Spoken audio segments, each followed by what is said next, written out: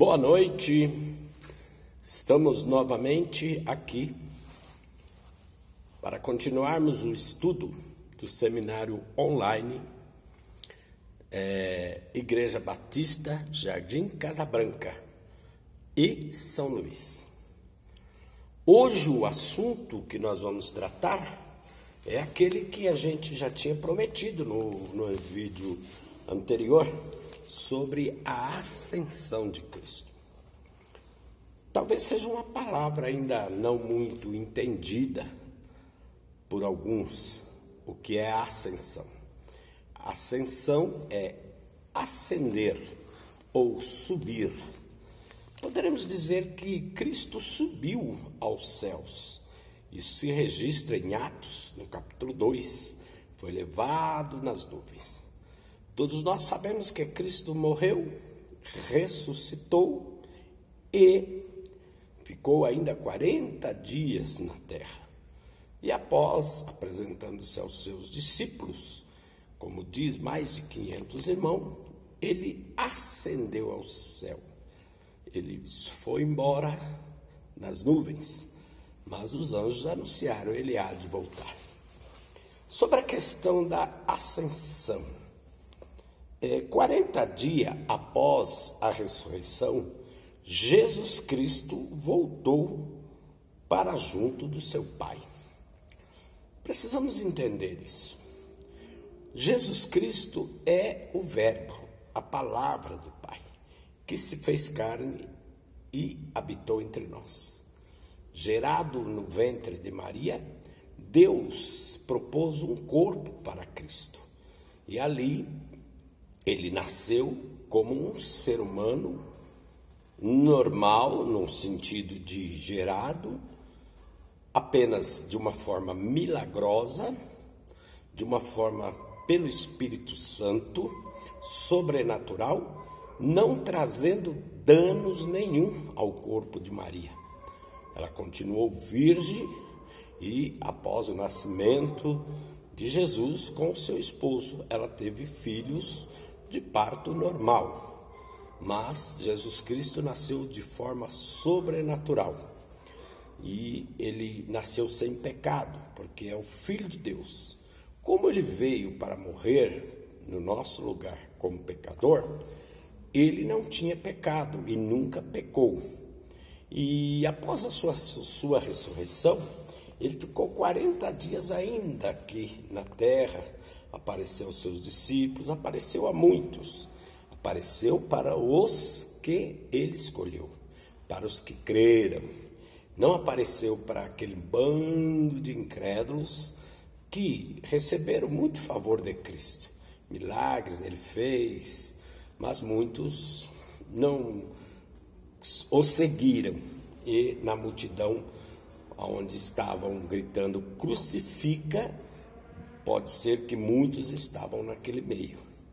Mas depois houve conversão, 3.000, 5.000, muitos daqueles se converteram após o testemunho dos apóstolos, sinais e milagres que os apóstolos continuaram fazendo pelo poder de Cristo.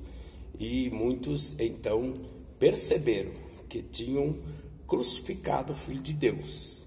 E ele perdoou todo aquele que reconheceu. Nós também, de certa maneira, tivemos parte de culpa, porque Cristo morreu pelos nossos pecados. Nós não o crucificamos, mas se tivéssemos lá no meio da multidão, possa ser que a gente também confundiria. Mas o importante é o que Pedro diz: arrependei-vos e credes, para que haja refrigério para vossas almas. Cristo morreu porque quis, morreu por prazer, no sentido de agradar ao Pai e fazer um sacrifício único e verdadeiro, derramando o seu sangue, dando o seu corpo para morrer por nós pecadores. Ele morreu e ressuscitou. Assim é possível a salvação. Ele agradou a Deus com suas obras. Não há obra mais perfeita do que a de Cristo. E ninguém se salvará pelas obras, porque Deus só aceita para a salvação as obras do seu Filho Jesus. Voltou para o Pai, para a glória que ele tinha como verbo de Deus, como a palavra do Pai, poderosa.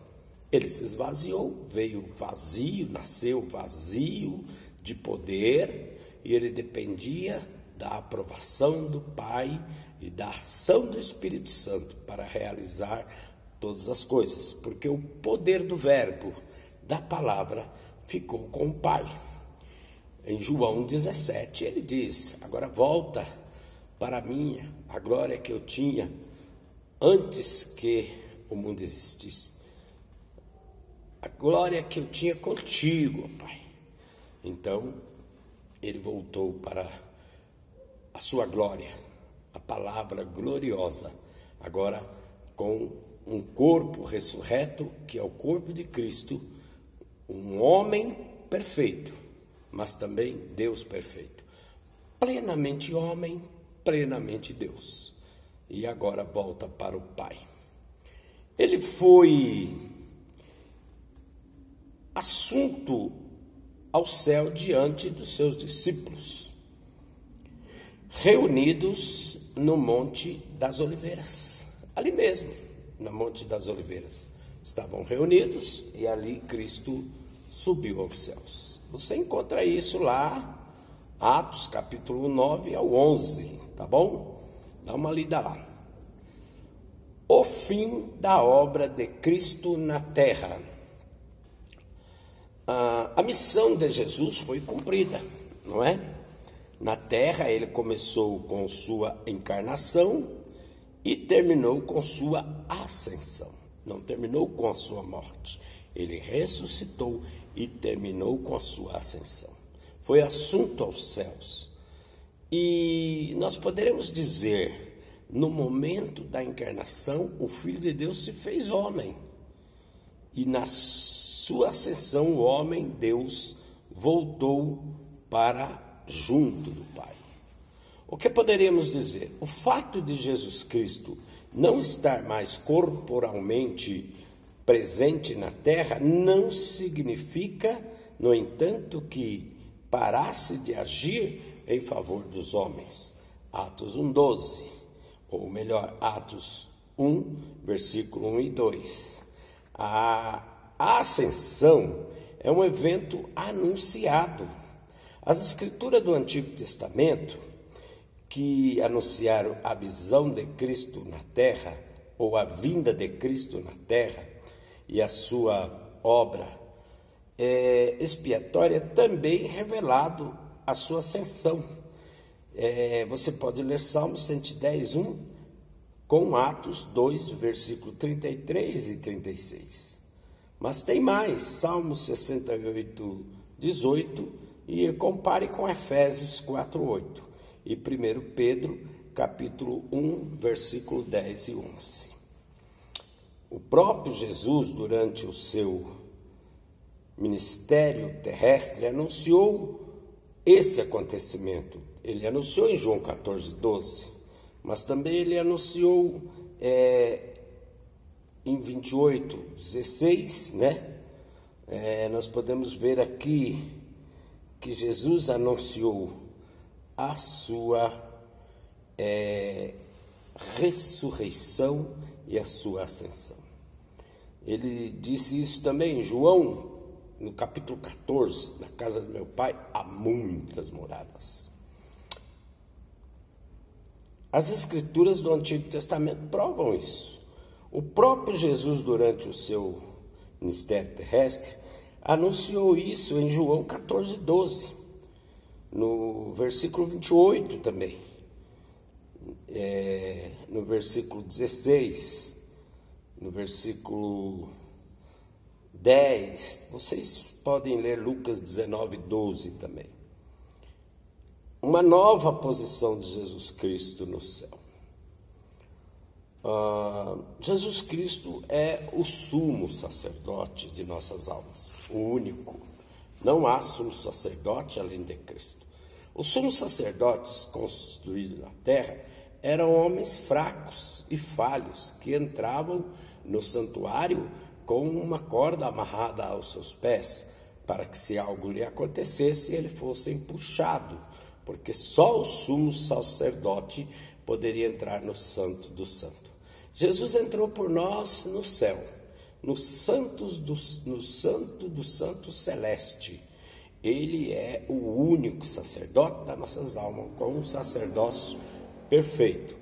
Os sacerdotes da lei eram homens falhas, eles ofereciam sacrifícios por ele e pelo povo, mas não apagavam os pecados, cobriam os pecados.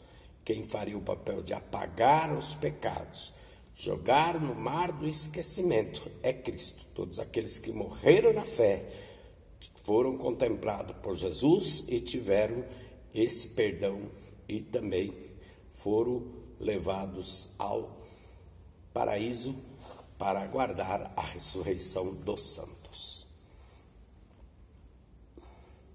Uma nova posição de Jesus Cristo no céu.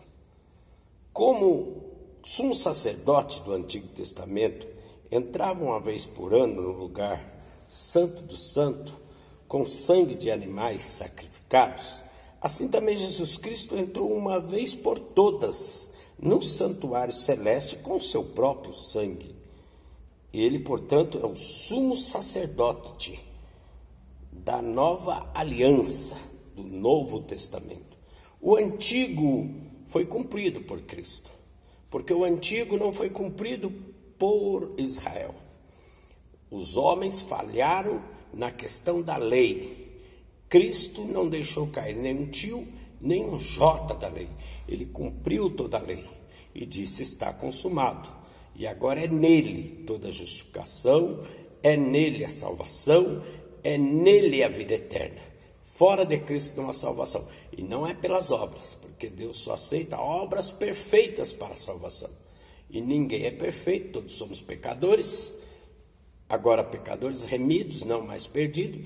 Mas a única obra que Deus aceita perfeita é a obra do seu Filho. E ninguém fará ou faz maior obra do que ele. Após a sua humilhação voluntária, Jesus Cristo foi elevado ao mais alto lugar e foi glorificado pelo Pai, porque o Verbo voltou para o Pai. O Pai ficou com o seu Filho. O Verbo veio vazio, se fez carne. A glória e o poder do Verbo ficou com o Pai. Ele veio como homem, se humilhou na classe mais baixa dos homens, mas nunca pecou e nem pecará. Cristo é o homem humilhado, perfeito, que veio salvar aqueles que pereciam por debaixo da lei, sob a lei, aqueles que, sob a lei da sua consciência, que o acusa. Também Cristo morreu por nós, pela lei da nossa consciência, que conhece o bem e o mal, mas se inclina para o mal e faz mais o mal do que o bem. Mas se fizesse só o bem, ainda seria um bem imperfeito, porque em Adão todos pecaram, todos foram destituídos, e só Cristo é que veio fazer e trazer de volta a esperança, o segundo Adão de Deus. O Adão perfeito veio corrigir o erro do primeiro Adão, mas Cristo, como Deus, como Verbo, cumpriu todas as coisas. Ele sentou-se para sempre diante de Deus. Ele reina, ele é o Senhor. Ele recebeu toda a autoridade no céu e na terra. Leia Efésios capítulo 1, versículo 20 ao 22. 1 Pedro capítulo 3, na parte 22b. Pode ler 1 Coríntios capítulo 15, 27, Hebreus capítulo 2, versículo 8 e Mateus 28, 18. Estamos falando da ascensão.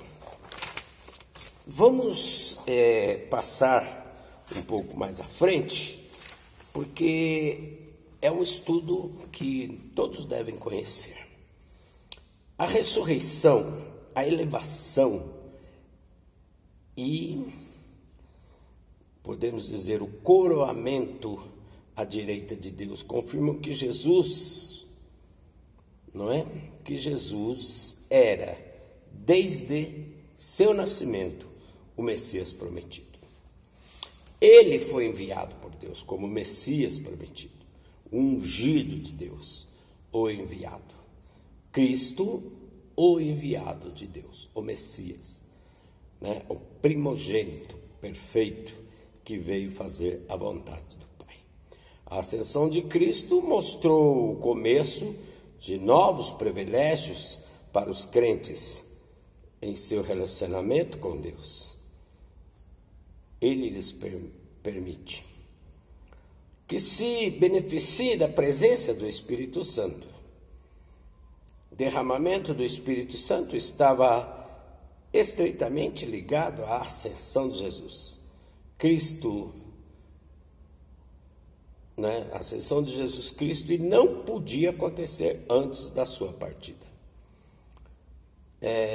Que tenham a certeza do viver um dia na presença de Deus, todos por meio de Cristo. Hebreus capítulo 6, versículo 20.